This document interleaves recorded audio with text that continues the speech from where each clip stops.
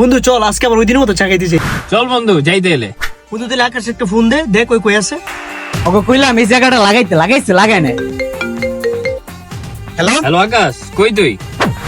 বন্ধু আজকে তোমার বিয়া, তোরা আয় পড়িস। মামা ওর বল আজকে বিয়া। কি কস? চল আজ কর উঠাইলে। তাইলে চল।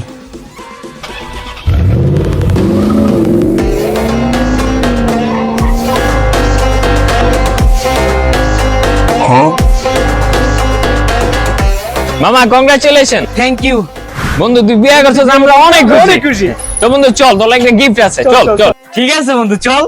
কিরে ভাই তোরা আমারে কই আনলি আর আমার গিফট কই? তোর কি কিছুই মনে নাই? মনে থাকবো।